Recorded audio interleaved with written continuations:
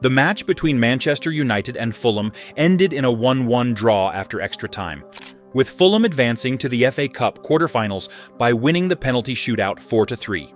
Fulham took the lead just before halftime when Calvin Bassey headed in a goal from an Andreas Pereira corner, assisted by a nod-on from Rodrigo Muniz.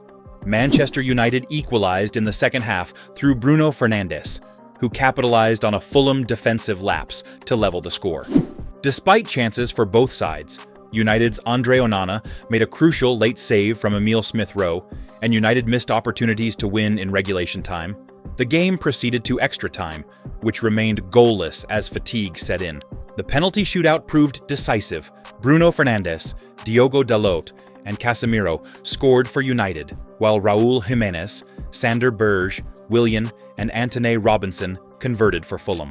Fulham goalkeeper Bernd Leno emerged as the hero, saving penalties from Victor Lindelof and Joshua Zirkzee. Zirkzee's miss, with Leno diving to his right, sealed Manchester United's exit from the competition they won the previous year. Fulham, under Marco Silva, celebrated a historic victory, their first ever FA Cup knockout win over United at Old Trafford, securing a quarter-final matchup against Crystal Palace. This result marked a significant upset, as Manchester United, the 13-time FA Cup winners and reigning champions, struggled under manager Ruben Amorim, who has faced challenges this season with the team sitting 14th in the Premier League.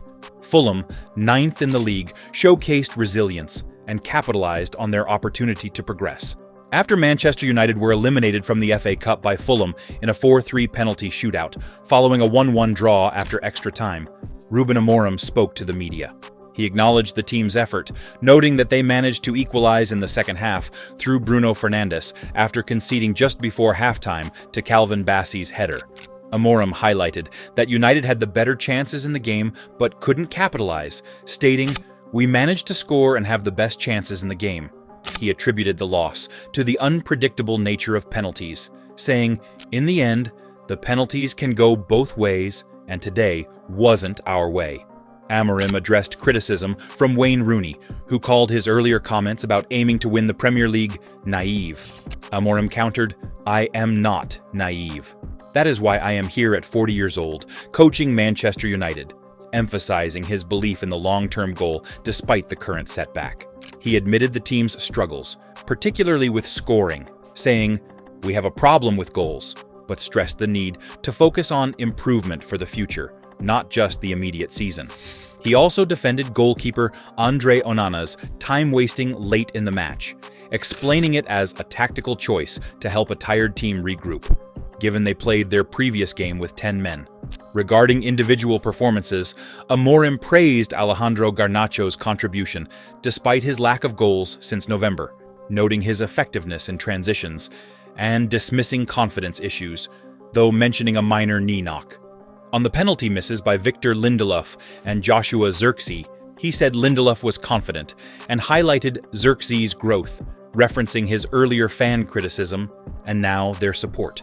Amorim expressed frustration with the loss, but maintained focus on the bigger picture, improving the team for the Premier League, stating, "We know that we are losing games, but the goal is to win the Premier League again. I don't know how long it will take." This reflects his determination amid a challenging start to his tenure, with United now out of the FA Cup and 14th in the league. Felt like best chances in the first half, best chances in the second half, best chances in extra time, and you still don't win the game. It must feel incredibly frustrating. Yeah, it was tough, and everybody saw it that the players gave everything. We understood the game. Sometimes we drop a little bit the lines to stay compact, but we were. I think that the team was closer to the goal than the opponent. But in the end, we went to penalties, and penalties can go both ways. And today was not our day. I think front to back, it looked like everybody was on the same page. Everybody was fighting together. We see more of that team spirit that seems to get stronger every week. Can you see that too? Yeah, and I can see that in the first 35 minutes we play well with the ball.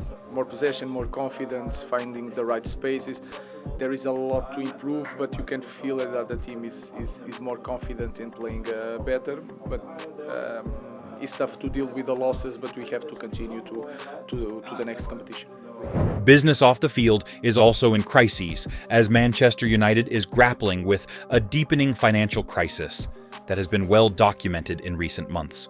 The club has not turned a profit since the 2018-19 season, accumulating losses totaling over £373 million in the past 5 years.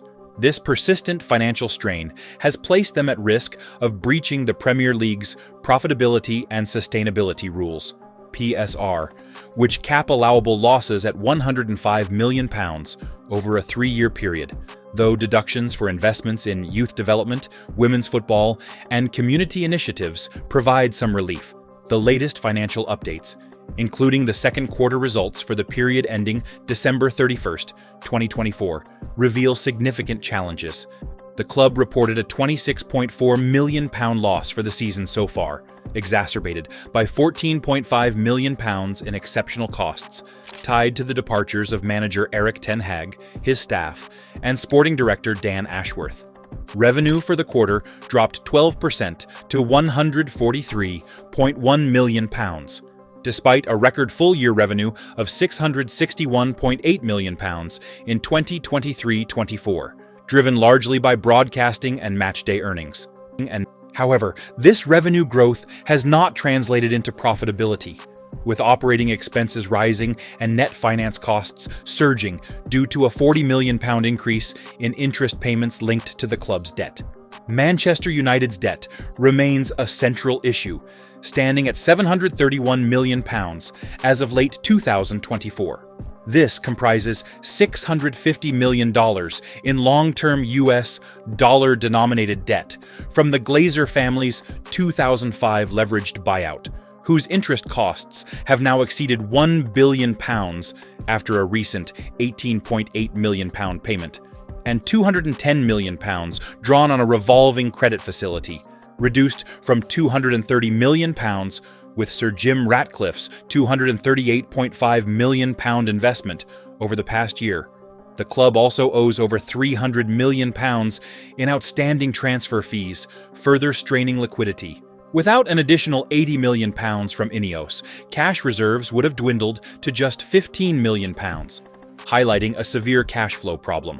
United has struggled to generate positive cash from day-to-day operations for 2 seasons.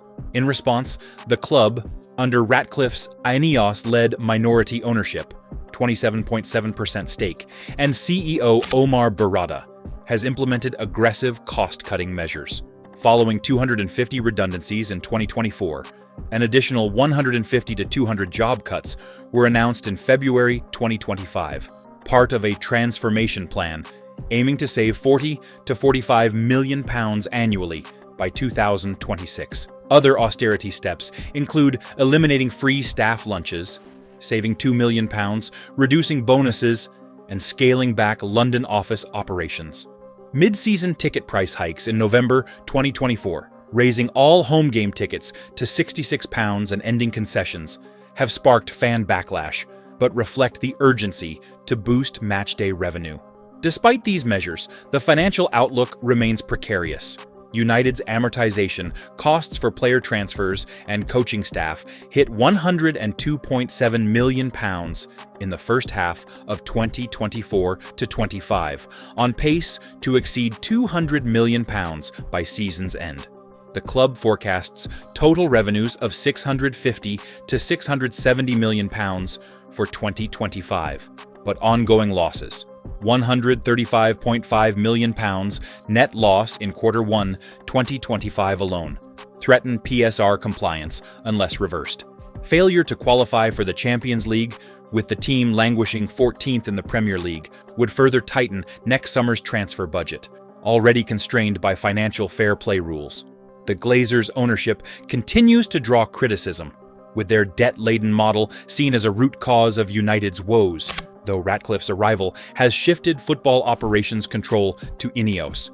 The club insists it remains compliant with Premier League and UEFA regulations for now, but Barada has warned, "We cannot invest in our objectives if we are continuously losing money," underscoring the delicate balance between financial stability and on-pitch competitiveness. As United face Crystal Palace in the FA Cup quarter-finals and prepare for upcoming league matches, the off-field crisis looms as large as their on-field struggles.